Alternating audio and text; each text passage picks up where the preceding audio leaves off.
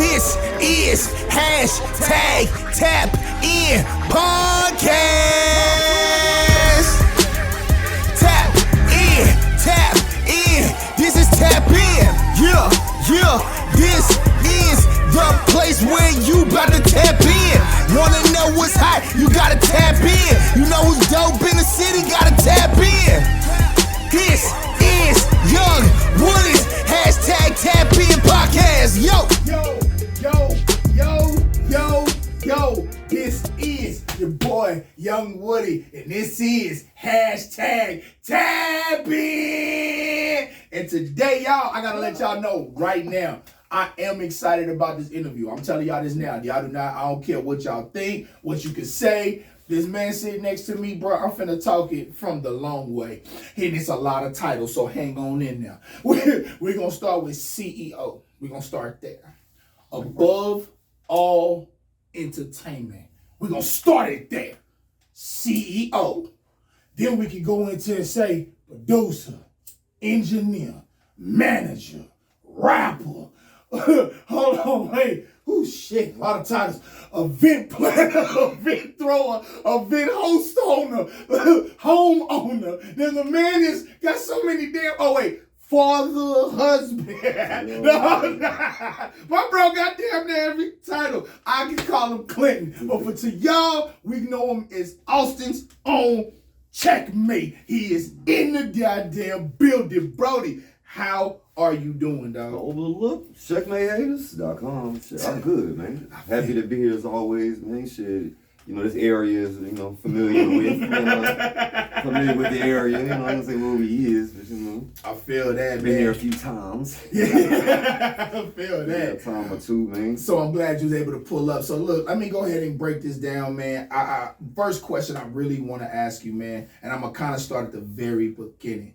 From your journey between here in New York and your journey to start you doing music, man, how did that all coincide?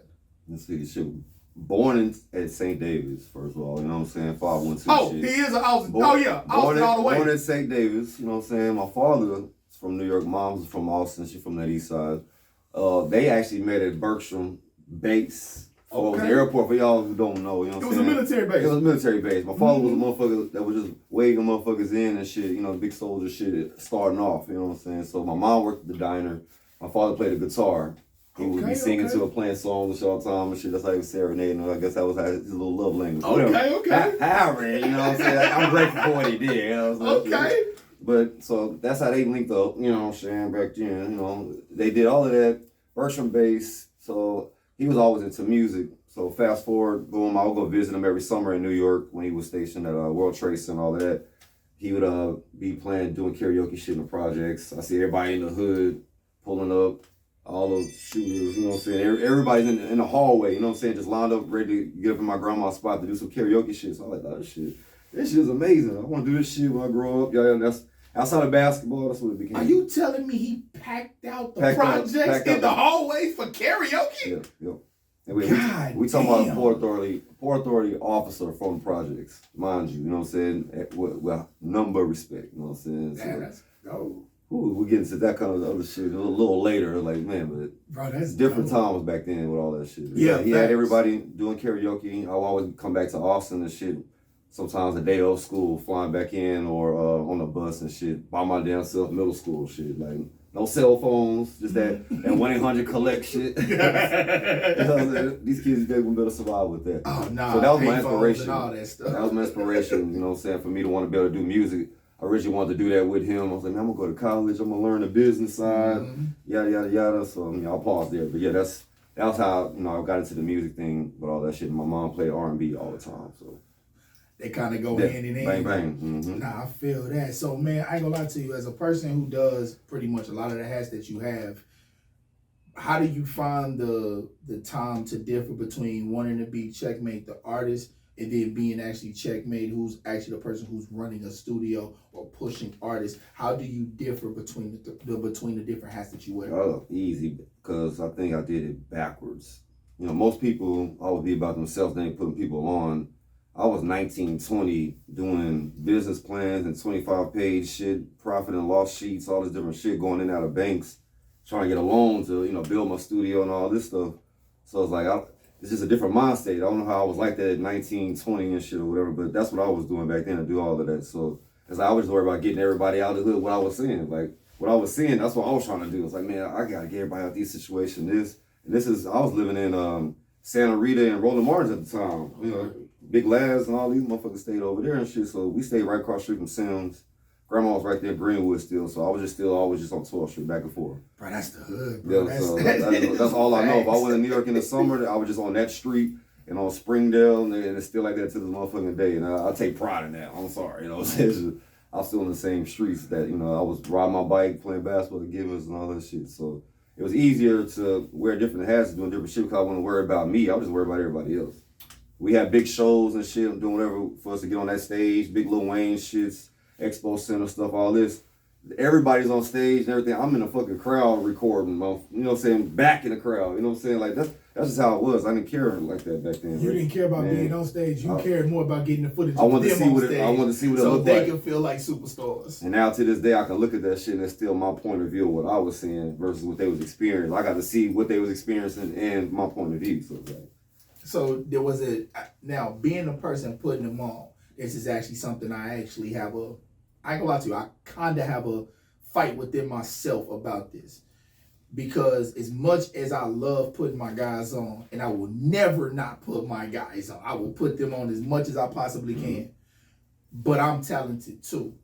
So at what point did you decide to say, okay, all right, I done put them on. Okay, now it's time to focus on me. How did you make that turn to do that and then be consistent with it? Because don't get me wrong, you had your gaps, but in the same breath, you still was consistent in how you did it. So I'm trying, like, that's something I ain't gonna lie, that's a personal question. I would like to know how you did I got that. no problem with that. I wish that was streamed live, right? The gaps was my transitions, either personally, financially, or I was getting into some legal problems. That was for me being the fuck nigga fucking over bitches and shit. You know what I'm saying? That's being real with yourself when you being 40 this year. You know what I'm saying? Like, I was fucking over bitches all the time and shit. So I started getting into legal issues and shit, family violence cases and all the dumb ass shit, possession, all the just stupid shit. So it's like that was a transition. There was a phase of relationships not being the same.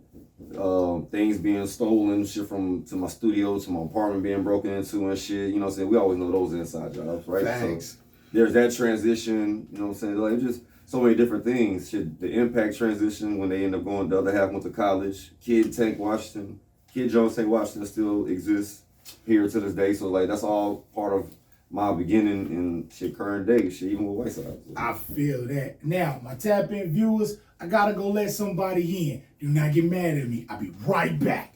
Be right back. Ain't no problem. I don't know if he gonna edit this shit. You already know what it is. CheckmateHaters.com.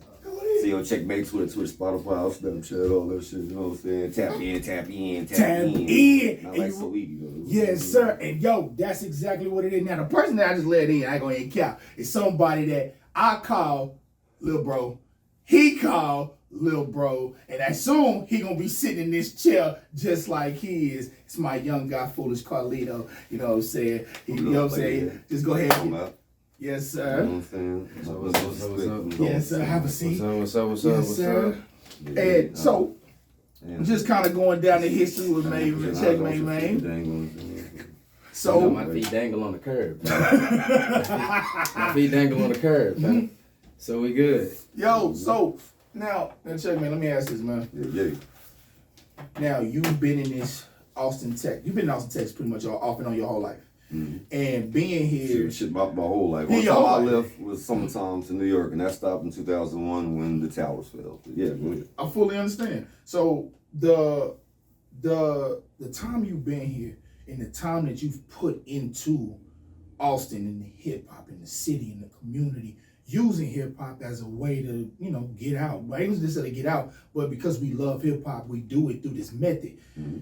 The time that you've been here and put on the East Side, you as well as I do, we hear the narratives, we hear what consistently is said, but in the same breath, we both know what's consistent and what's different about what they're saying. Mm-hmm. How is it possible for you to stay in this side and not to be pulled into the other side when it's not always as peachy clean, if you feel what I'm saying? Because I'm not above all of CEO Checkmate plus yada yada yada plus yada yada yada plus yada yada yada presents this shit. It's just me.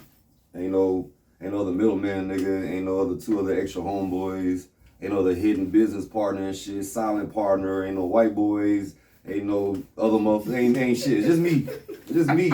That's how. I don't got nobody's ass to kiss. I don't got nobody fucking palm degrees. I don't got to do none of that shit. It's just me. So I'm gonna succeed and fail on my own. You know what I'm saying? That's how. So and that gets back to my transition and shit I was talking about, like different phases. End of the day, that's what emerged me as being the artist. You know what I'm saying? It's like, if I don't got nobody that's rapping, I got a deal in 07 when I was getting managed from a lady in New York named Cream. Same person that was with doing shit for Joe Budden, all that shit. I was on the phone with this nigga, all that shit before and all that. So it's like, she was managing me.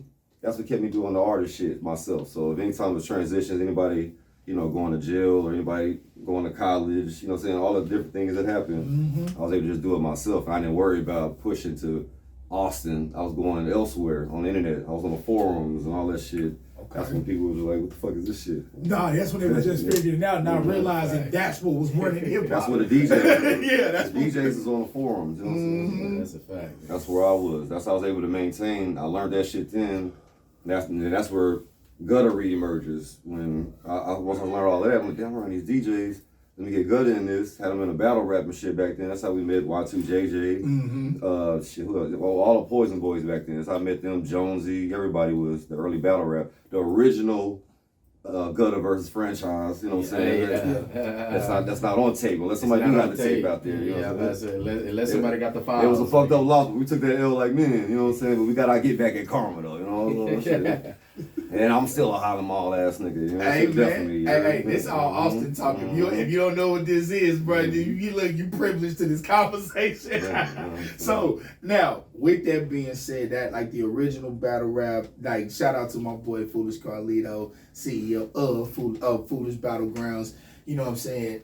And the first awesome battle rap is emerging again. But yeah, go ahead. Hey, but here's the thing though, the cool part that I can say about this, and it's actually I'm glad he's here for this question, is when he started it, he didn't start it and go to other places.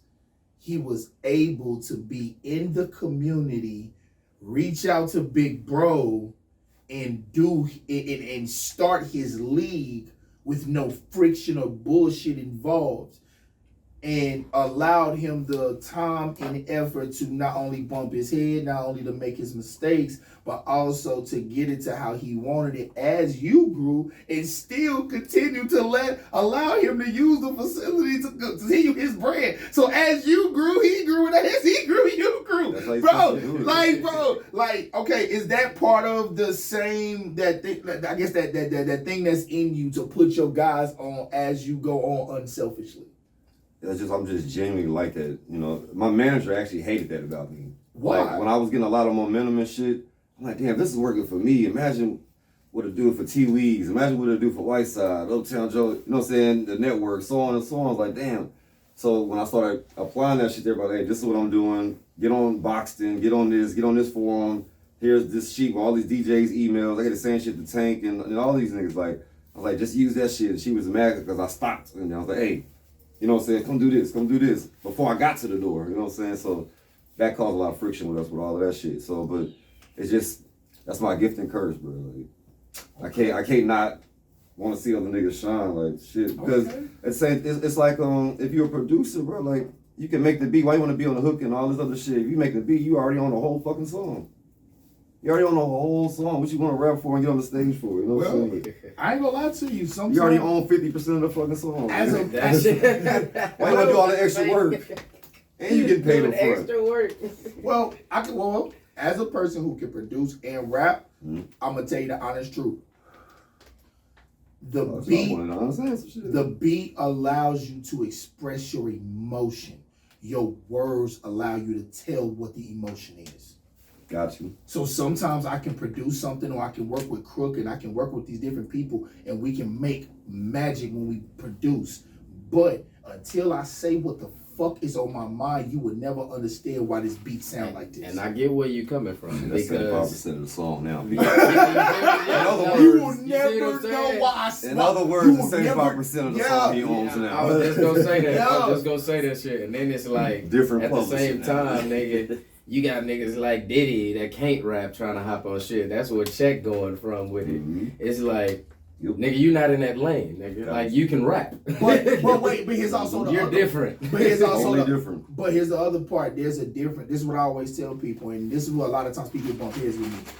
I understand the difference between somebody who knows how to make music for fun, for business, and motherfuckers that are genuinely good at it. And people ain't nothing wrong with none of the three. Nothing wrong with one of the three. It's just a But you have to understand where you are. So when you come to me and say, bro, I make music, I do this, and I'm dope, understand I'm taking you for what you are. But there's no way in hell, and I'm going to say this straight up, and this is something that I can say because he knows the music I've been making since I started putting it out. So I can make this statement in this room as boldly as possible. Listen to what I'm saying. And he did this without me even knowing he did it. So I'm telling y'all this now. This is dead ass facts. Right now, I can, like, if you make dance music, I will respect the fuck out of you. I don't care that you make dance music. But if you asking me to put you on a song that's heavy featuring Whiteside, you've lost your fucking mind. I would never, because you wouldn't have a purpose on that song. You won't even fit the talent level of that song. You feel what I'm saying? It makes no sense. Unless you got a nasty ass freestyle that we heard. Or some bad bitches to bring. Or something. Yeah, like something that to add to the boy. Yeah, like a, you can get on stage now. But you ain't rapping. But you ain't get on that track. It's not happening. And I'm gonna say this still, and I'm gonna say this why I said it that way. Y'all gotta understand something. It's crazy that my guy has New York ties, so I want you to understand this statement is real. I'm not from New York. Nobody in this room is. I can't treat our hip hop less than where they're from because that's where it started. The people I just named, that is our Jada. That is our Fabulous. Those guys are lyricists on their level for us. Facts. I don't care what nobody say. Lito is our Mook. I don't have to ask, nigga. That is our Mook. And when you come to Austin and you think, bro, it's only about two niggas that understand when you come in. One is like one. Oh my God, this is like the best metaphor I can say. One is Mook. The other is motherfucking Loaded Lux. That's the two, and we got two of them, and they're lethal as fuck. Now, don't get me wrong. We have a lot of talent. One's bald with a beard. Facts. One and the other got locks. The Lux is bald with a beard. Facts. And I promise, Mook is over here with dreadlocks. That is a fact, bro. So but I mean this. This is our New York, dog. This is my home. I don't have dreams of selling out Madison Square Garden. I got dreams of selling out the Frank Irwin Center. Or Moody.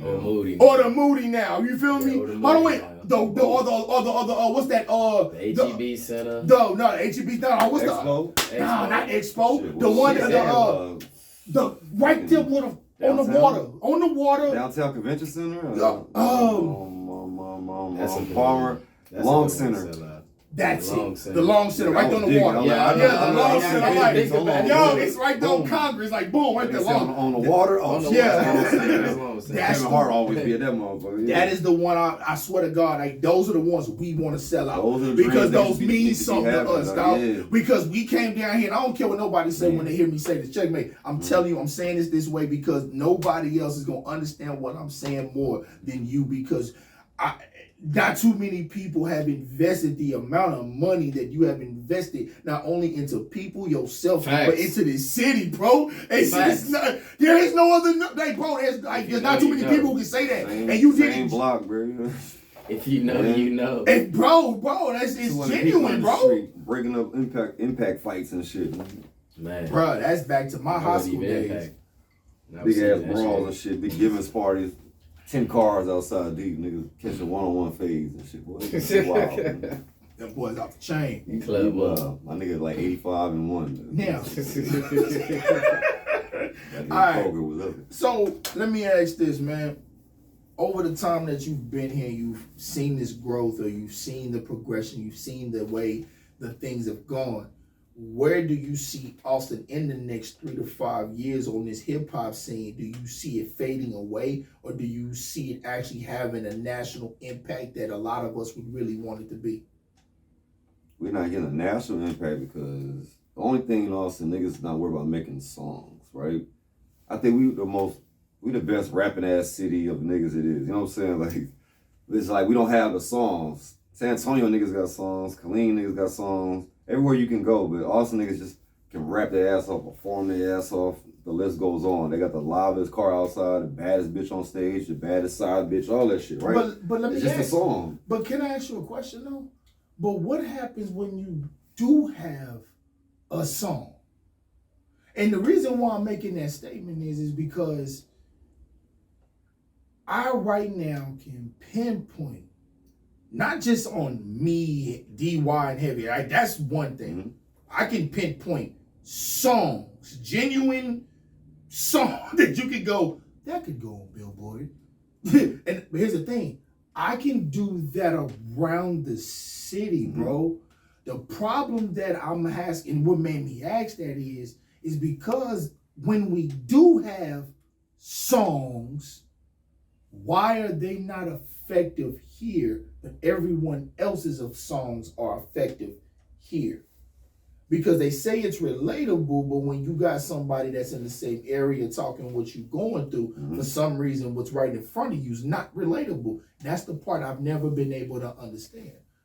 Which actually helped me led to the question, because a lot of times when we're going on these paths, we're searching or trying to find or work in those manners, but they feel like we swinging. And it's like you catch an air, but then somebody like me will get 10,000 or 10K on something, and I'm like, just what the fuck? I'm shocked because of how?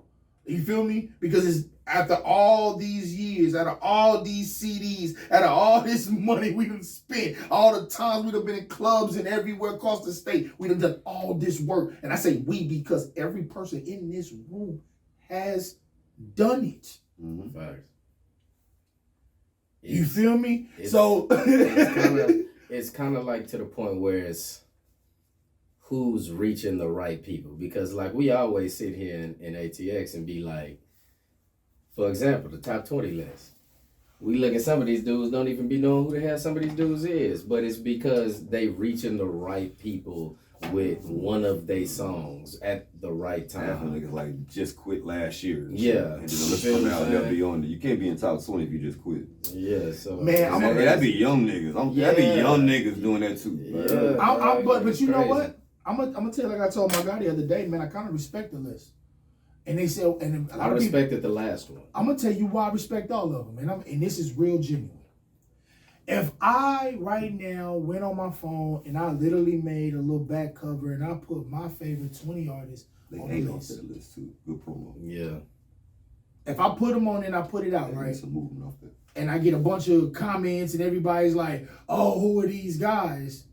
Well, for me, the fact that the 20 that's on mine have been putting in work for over a decade plus, to even say who are these guys in the city for me is an insult. Yeah, like my 20 list would be different. Yeah, it'd be vastly different. I'd probably say you would have 3 typical, maybe 4 names. Outside of that, they would not know those other 20. Because the rest of that 17, well, we talking about real music makers. We talking about real artists. We talking about guys that, if these guys got out here and really perform their music, bro, a lot of y'all would look real dumb. Y'all would look dumb. That's all true. Y'all would look dumb, bro. It just comes down to honesty, though. Like, honestly, it comes down to honesty. All right, bet. So, top 20 any year, anytime you make that list. Correct. Your prom, wherever you feel your prom was, whatever you feel your prom was, mine. At any given time, you get off that stage and everybody out there, 200, 2,000, 20, just going nuts. And they, blah, blah, blah, blah, blah, and want an autograph. Did you have a marker on you? Yes. Did you have a marker on you? Had a pen. Yeah. And you know Now- why? Oh wait, I can tell you Go why. ahead, go ahead. I went through artist development. Bang. So when I Bang. went, so for me, whenever I went Good anywhere, segue. I had my heart. I had a. Here's the thing, y'all gonna think I'm crazy, but this is why I had to upgrade to my new studio, and this is a true story. We used to I just learned from y'all. Yeah, we literally used to keep my backpack. We kept CDs, we kept performance drives, and we also kept my laptop just in case I used to have to pull up my studio and actually have to pull up the fucking show session and switch up songs and show sets real quick before I either took it, put it back on the drive, or connected to my phone's Wi-Fi to actually send that shit to the DJ that's right there on the thing. I've done it live both at Kickbutt Coffee and downtown. I've done this shit live, bro, and in Houston and in San Antonio. This is something I'm not bullshitting about. We kept it on us at all times. And then if we ever had somebody who was like, yo, I bought the CD, yo, I want you to sign it, bro. I've even had it times when people would buy 2 CDs because they want me to sign one and they play the other. Yeah. This is a fact. Look, this is something I'm talking about, real street hustle, bro. I put the fucking miles in to say this shit. I've taken the investment to say this. Bro, I'm talking about, I've taken game from this man. Like, you gotta think about something. This is real shit. That's a gym. This is, bro, hold on, but I'm finna fuck Austin up. Hold on, let me fuck Austin up real quick. Do you know that in the time when there was really only 2 teams that were really running the club scene in Austin with a couple other DJs that were promoted out? Other than that, there was only 2 teams that was running the entire club circuit on DJs. Did y'all know that? And did y'all know that on those 2 teams, he was on one and I was on the other? Did y'all know that when these 2 teams was competing, there were times when, bro, both teams were just eating so much it never gave a fuck? Actually, the banter was actually hilarious to us on both sides because we would run into each other in public and bust out laughing because the shit is hilarious. Did y'all know that when these 2 DJs were at their highest, did you know we heard diss tracks and all that and everybody thought that shit was hilarious? Did y'all know, hold on, wait, now watch this. Did y'all know that what he said on Facebook changed my parameters on how I was successful in my own damn studio? I'm dead. I'm dead ass. I actually started making money on my studio because of him. Blessings on blessings.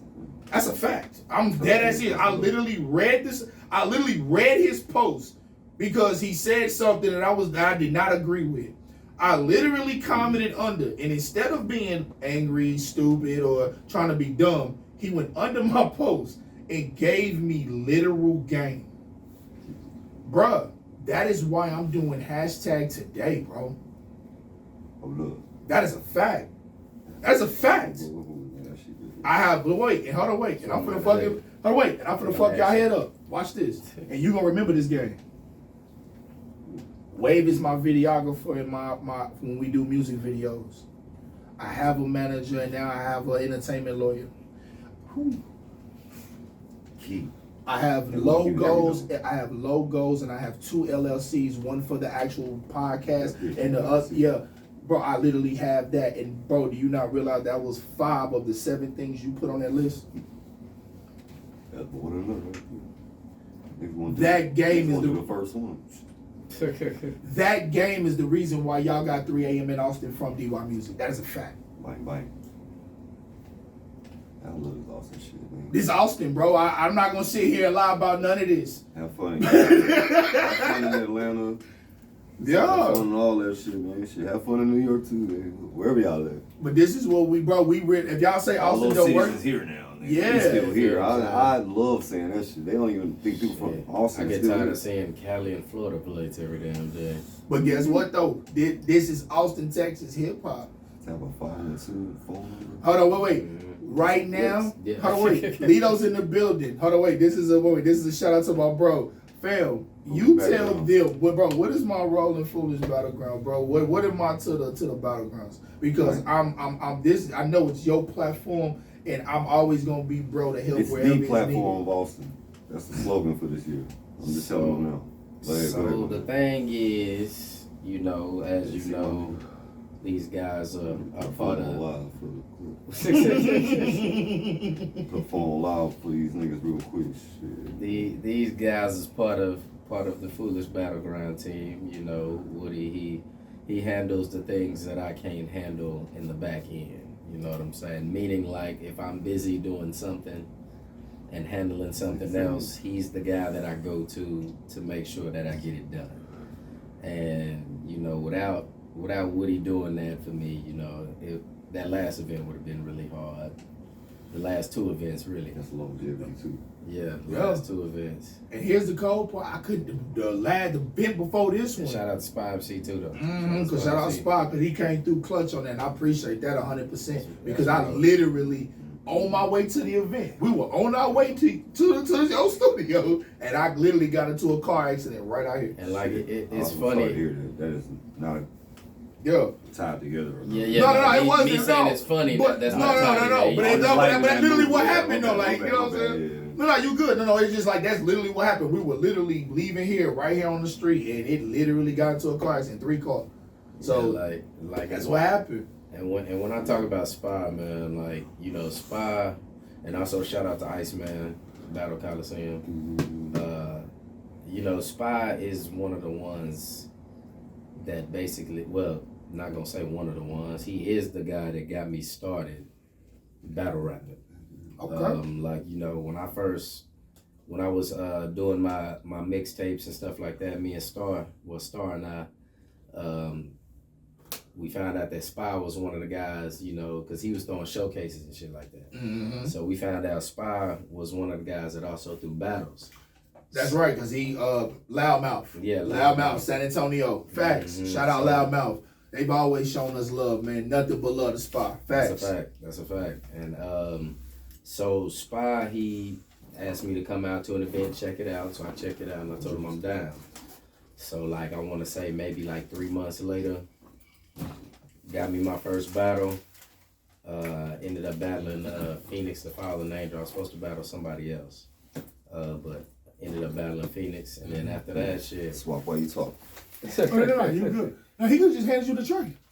If he wants to, he No, go ahead. Man. We edit that shit. You good. And then, man, you know, he got me my first couple of battles. And that's how I got started in that. Oh, I remember driving. I remember driving. Yeah. You know, and then Check was also one of the ones that, like, when I first started, he was kind of like, you know, yeah, nigga, you need to keep going with this shit. So I decided to keep going with it. And then finally ended up linking with Gutter down the line. Gutter would help me out with shit. And then when the culture rose up, he asked me to be a part of it. So that's how. Keep pause right there. That's how I got. But wait, how I got on the culture. But here's the How I thing, got though. to that. But here's the thing, How I though. got to that. But look, that's the We ain't doing that. that's We ain't that's doing the other way. But no, I ain't gonna lie to you. We gonna say that the nice way. All right, so I'm being humble. real man, look, Yeah, and I man. get it though. So I'm look, gonna do that while I'm here, Lito. so so with that, like, all right, so that, bro, I know what skill level you at now. I told you, bro, you are the Mook of Austin, bro. Like, there's, when it comes to battle rap, bro, they better not stand in front of you. They're gonna get fucked up. I stand on that, bro. I don't care who it is. I don't. Yeah, and people think I did. And it's funny. People think just because I ain't been battling, I ain't been writing. No, I've been writing like I've been writing like a motherfucker. I've been writing like a motherfucker. I just ain't had a chance to spit it yet. And look, and I done told, look, anybody ask me who my favorite battle rapper in Austin is, it's him. You don't ask me, it's him. I got partners that I'm very close to that battle rap, and I will tell them to this day, don't battle him because I'm gonna choose him. Matter of fact, I'm not standing behind. I'm standing behind Lito. You're gonna be mad at me, bro. Y'all gotta understand something. This is more than just somebody I know through music. I've been knowing this man since grade school. We talking about middle school, early elementary. I've been knowing this man a very long That is time. a fact. This is not somebody Nerd game. that I know this man. Hold on, wait. Yeah, look, y'all gonna think I'm crazy when I say this, but this is another introduction that I'm gonna do another time, but I mean this. I know the football player, I know the college man, I know the married man, I know the, hold on, I wanna make sure I say this right. I know the teacher. I'm not married anymore. He knows the married man. I know it. I know the way. I know the teacher. I know the coach. I know the man. And I know the battle rap. And I just so happen to be one of the two. Actually, kind of cool, because the two studios this motherfucker recorded in just so happened to be in this goddamn room. It's the only two he recorded. So that should tell you. The Foolish Battlegrounds committee. Pretty much. Pretty much. South by Southwest coming soon. You know what I'm talking about? Man, it's going down. Like, that's the only ones you need to go to. Dates of the night, nigga. Contact Lito. You know what I'm saying? Going down. Yeah, I'm telling that right now. That's how we do that. Check. Let me see that lighter right there. Yeah, nah, that's. Yeah, let me see what. Yeah, man. Ever since then, though, dog, I've been getting the looks and shit. You know, I got a crucible look. I still think I should have fucking made it. But no, fuck that shit, dude. We doing our own shit. Now I just see that I gotta do my own thing now. The Greenwood ring. But in facts, that's a fact. But see, let me ask this though. Now that you are doing it your way, one thing I've learned in this game, if ain't nobody gonna give you the shot or give you an opportunity to do what you do, you got to build and make that opportunity. It's obvious you got love, and you gonna get that coming from every way from us. So my thing is, and actually one of my main questions for you, bro, is how do you keep yourself organized? Meaning from coaching and teaching, which is, if anybody don't know this about this man, I'm gonna say this right now. Parents, anybody that ever comes across this, he truly loves the kids. It's not a facade. He will get on your kid's ass. He will applaud them when they're doing right, but he loves them, and he really wants to see these guys succeed. So when he's doing what he's doing, both on that field and in that classroom, it comes from a genuine place. How do you keep yourself organized from being that way, but then actually just having to flip a switch and it's wartime, like fuck him up and you go body this nigga at a moment's notice. Like, bro, how do you keep that dichotomy between the two? It's because of an interview I saw Kobe Bryant do, and I know, right.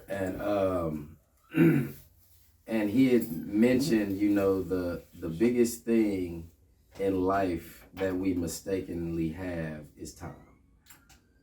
And so when I heard him say that, I took everything that I do into account, and then I started labeling the most important things, which was my kids, my family, and then next my job, and then after that came football and battle rap. Okay. So it became easier when I started noticing that I had to basically push myself to make time rather than assuming that I got it. And so the way that I planned it was I wanted to make sure I had time for this, time for that, and time for this, because at that point when I'd heard that interview, one of my partners had just died. That I literally just saw a night before. Yeah, at a store. Yeah, so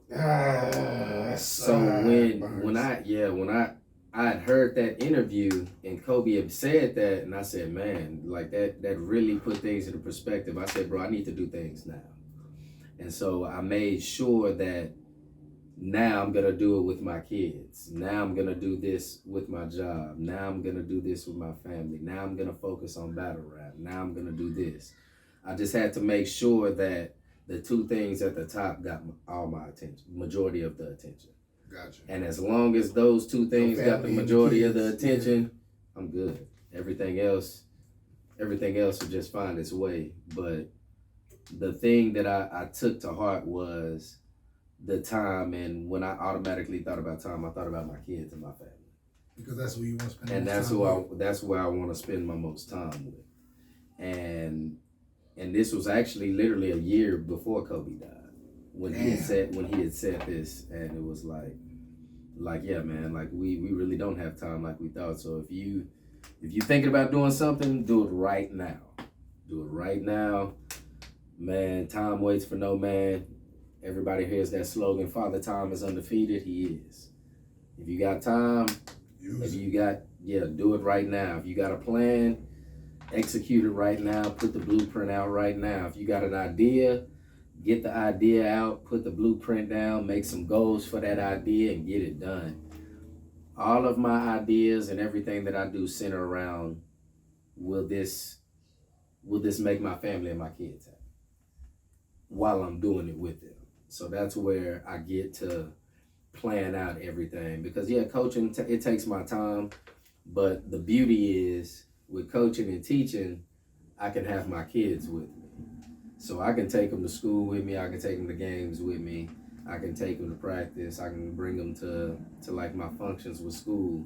So that way I'm not missing that time while I'm at work or while I'm doing this. But you are still taking care of business. Still taking care of business. But they right there playing on the side. They They right there on the side. And then when football and battle rap comes in, that's the workout and the release. Got you. That's where I come in, and it's like, okay, everything that happened throughout the day, the frustrations, the good, the bad, the middles, the negatives, the positives, all of that is coming out on the football field and in battle rap. That makes sense. So that's how I plan out everything, because of that one Kobe interview saying, the one thing we mistake, because I know I did when he said that shit. I know I did. I thought I had all the time in the world, then I blinked and my son turned 12. He about to be 13. Yeah, man. So bruh. shit. Bruh. So I was like, man, like I gotta do everything right now. I gotta make sure they know I love them right now. Gotta make sure my students and my players know I love them and I care about them, want them to be successful. Gotta let my family know I love them. Gotta let the people that I do music and shit know that I appreciate them. Everybody that I battled. I appreciate y'all. You want to know? You know what's wild? Guess what mine was? Losing my pops. Oh, that was mine. I don't even got no time getting that bad. That was my therapist for that. Bro, I need a therapist. I should have did that shit when I was 19. I need one. I didn't. And I'm gonna tell you part of the story too. Yeah, bro. Like I need one because losing my pops, I can't even count. I produced and made the best album of my life. On top of actually the best mixtape of my mixtape and album. Turn right back around the podcast, and that came after the accident I told y'all about. Well, actually, no, there was another one before that, but the T-Bone. And then I started the podcast right after. And you're right. It was like, I've been on go mode. Just, you know what? Fuck it. If this is the idea, let's do this. Boom, boom, boom, boom, boom. All right, what do I need next? Boom, boom, boom. Bet. Fuck it. That's exactly what I told you about Foolish Battlegrounds. Okay, bet. I'm going to add that to the list. All right, what we need? Boom. Okay, we see this issues. Bet. Boom. We're going right. Look, y'all got that? Bet. I'm going to take care of this. I'm going to take care of this. Watch this. Watch this. Bro, we're not bullshit with y'all. Like, look, here's the thing. Y'all got to understand, bro, even though I'm interviewing him, it's more than just knowing the answer. Some of this shit I don't know. Like that Kobe answer, I did not know that. I'm going to be honest. And a lot of this stuff that y'all understand, there's a lot. I can go in depth with my bro. A lot, and I plan on it.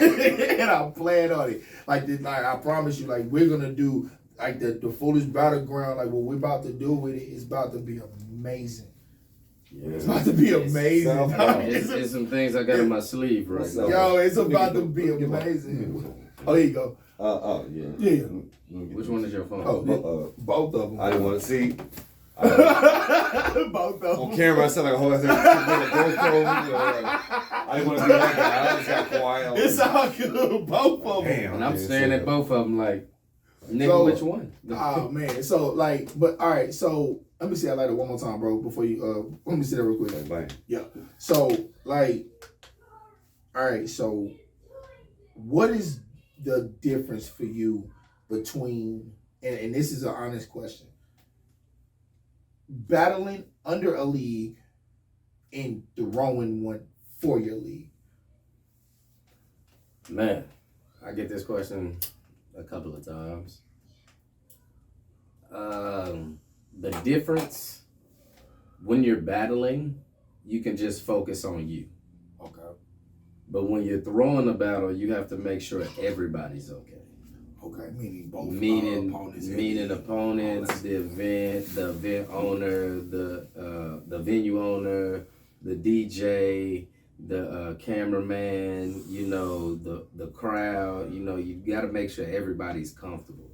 When I go into battle, shit, I'm just going in to fuck shit up and then have fun after that. That makes sense. But when I'm throwing an event, I'm real technical about things. Like it starts, so the day of the event, like I really get started that morning, like start thinking about stuff. The first thing I think about, which I learned this from after my very first one, was list out all the shit that might go wrong and just expect it to go wrong. And if you do that, nothing will ever go wrong. Because you already expected it. And you're not gonna get mad, you're just gonna work through it. And at the end of every event that I've thrown, everybody said they had a good time. Even if it was a small, I've had 2 events where it was small crowds, everything else were pretty big crowds. The last one that we just threw was more of a private thing, so I really didn't tell that many people. So it was really more of a private invitation. And then, but other than that, that one was still fire. But the and one, them boys snap. Yeah, that boy Duty. Yeah, that boy snap. Yo, like I ain't gonna even cap. Like hit a quiet part, and here's a Duty, but he hit me with but I got hit with one. I'm gonna just real talk. I got hit with one. You ready? Mm-hmm. See, the wild part about that battle was I kind of got hit with a ringer, and I'm gonna tell you why. I got told that somebody close to me was watching this live internationally. He was watching it, and he was excited to watch Duty battle, and First, I didn't even know they knew each other. Secondly, I didn't know why. OD had brought Duty to me. See that part. See, look, I thought I told you that. No, OD had brought Duty to me.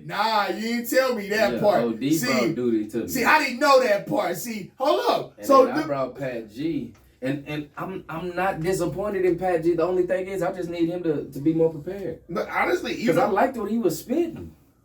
I'm gonna be honest. I don't think he understood what format he wanted to use. And I think for him, he's still thinking in a rapper's mind state from the musical standpoint. Mm-hmm. And he hasn't adapted to the free flow of battle rap tempo. And once he understands his tempo and battle rap, he will be able to really, you know what I'm saying, work. But Duty, the reason why you surprised me is because I was told it was your first battle.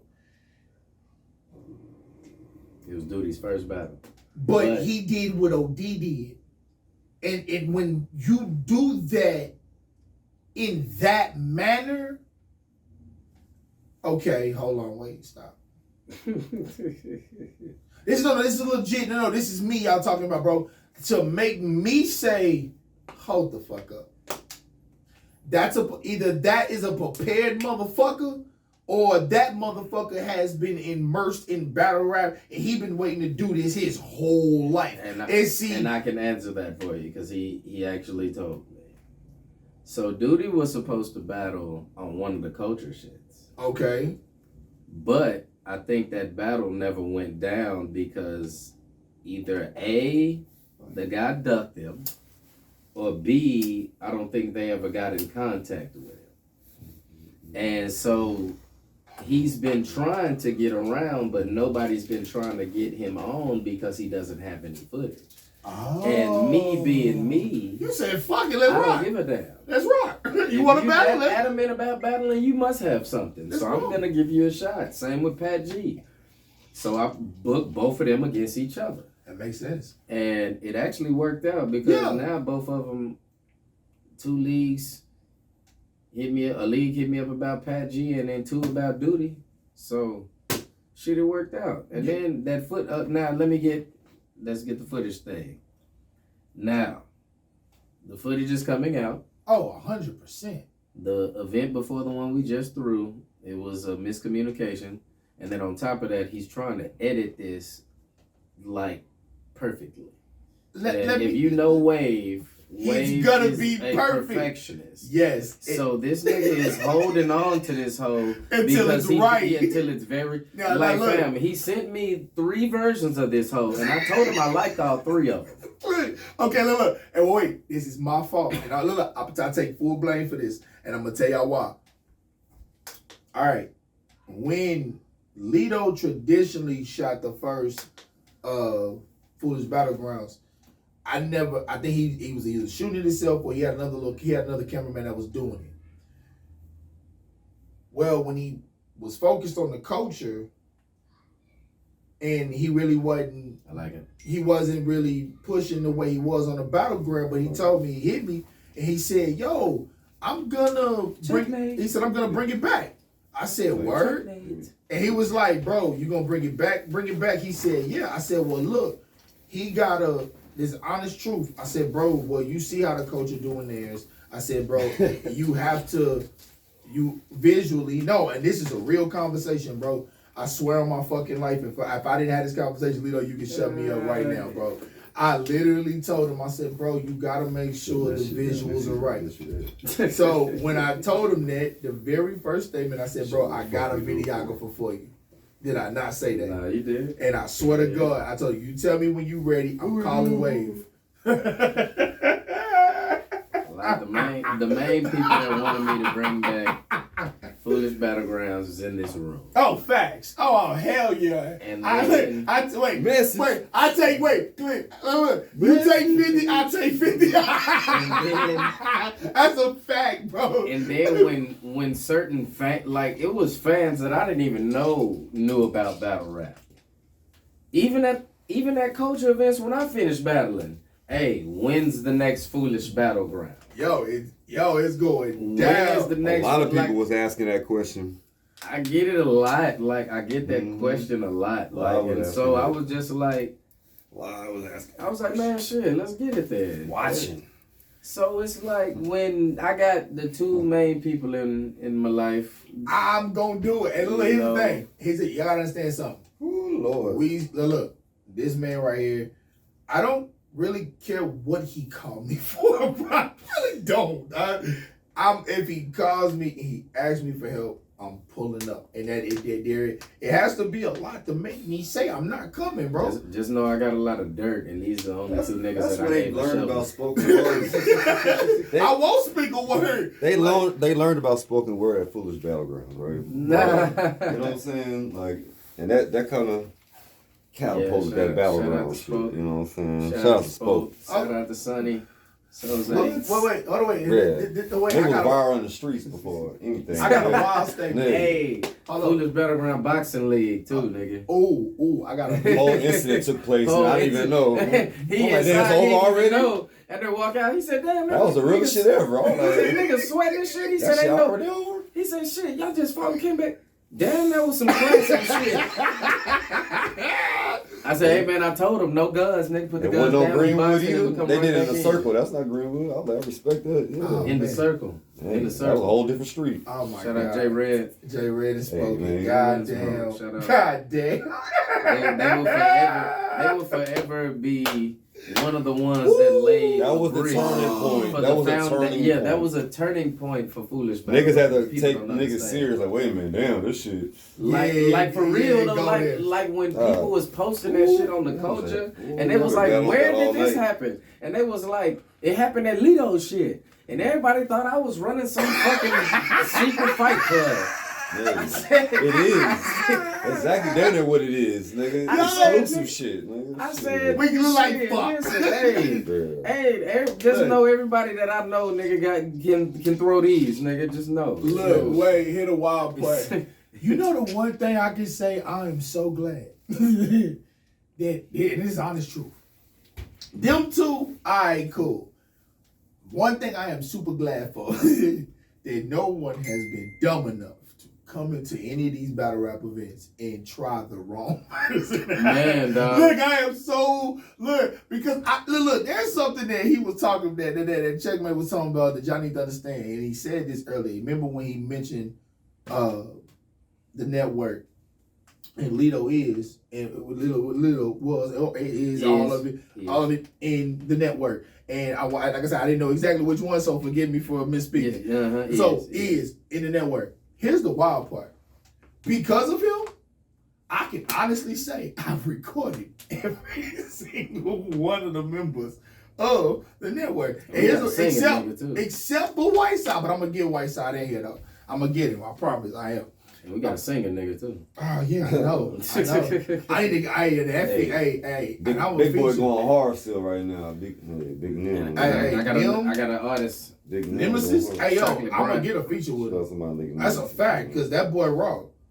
I mean that. Still grinding, but he from that era. Boys just had big grill one day, like boom, boom. Shout out to a whole lot of spin-offs from that damn boy. I guess a whole nother nigga, but that's a whole nother hour. Cause he got a whole other little thing. Name doesn't sound like my label and shit. I can say I don't know that. You know, it's all good. Oh man, I'm dead. But here's the why. But let me ask this. This question, and this question definitely go to both of y'all. And after this, I swear to God, we'll be able to wrap it up. On this journey that y'all been on, doing what you guys have been doing, do y'all see an end to it, or do you guys say, nah, I'm gonna go until I drop? I'm like Lil Wayne. I'm retired till I die. Like I make jokes about retiring from battle rap, but it's funny. It's just funny for me. Yeah, it ain't. This year is going down. Yeah, this year is going down in March. I'm getting back. I don't know what they got in February and all that, but in March. That's all you gotta say. March. That's all you're saying. March. Daytime to the nighttime. March. It's about to get foolish. Yes. And we're above all entertainment right now. And the hashtag tap in is going down, dog. It's going. And look. Oh, by the way. The only and then presenting coming. That's the only time that's gonna happen. Wait. And here's the wild part. And here's the wild part about this, you guys. Y'all ready? I'm doing hashtag tap in live. Live at 5. When y'all see me do what? When y'all see in March. When y'all see me do what I'm about to do. Yeah, in March. When y'all see me, and when y'all see me do what I'm about to do, just know, I want all y'all to know, when I move on this next move, pop off. Just know, I told you so. Just know, I'm saying it now, bro, because I'm living proof. Check been here. These men know me since I've been wet behind the ears. Good. Go. Look. So look. Lito been here. Check been here. This is something they'll tell you. I've been here. What I'm about to do next with these gentlemen, bro, I swear for God, bro, they'll tell you. I'm about to do. Oh my God, it's so much hip hop in this room. It hurt, bro. Oh my God. Like, talk to you about that. Like, let me say this. I'm back in the booth. I'm back in the ring. Let's get it. And the studio's back open. We dropping too many exclusives. Oh no, we just because no, it's coming because it's just right here. Because bro, you gotta think about it. We might have to jumpstart in front of them foes, man. You know what I'm saying? Bro, Heavy started the year off. Yeah, Heavy started the year off. That's not my bro. Heavy started it. Late Nights, Heavy Mornings is out. Album's coming soon. Bro, we got y'all. You fucked up. You should have did what you should have did when you should have did it. I'm sorry. Kobe said it best. We think we have time into the studio. And I'm with it. Do it now. 8 p.m. on Fridays. And I'm with it. Live and recorded. And I'm with it. Oh, and by the way, give a nigga the key. Lito, tell the people where they can find you.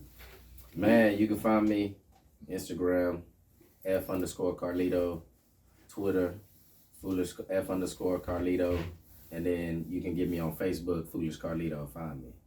Let's get it. Checkmate, come on around and, you know what I'm saying, let the people know where they can find you, Brody. Yeah, man, I'm trying to be a whole ass nigga. I ain't trying to be a whole ass nigga. CO Checkmate, Twitter, Spotify, Apple Music, shit, man, all that shit. Tidal, Deezer, man, all the way down to the low bottom bullshit ass niggas. It's on that shit too. Russia, over there with that whole ass nigga, all that, man, you know what I'm saying? CheckmateHaters.com, overlook, COCheckmate.com, telllook.com, man. The Above All Show, we here, tap in, little ass niggas. To the haters, the supporters, man. Hey, we love y'all, man. You already know what it is, though. Often text to the death of me.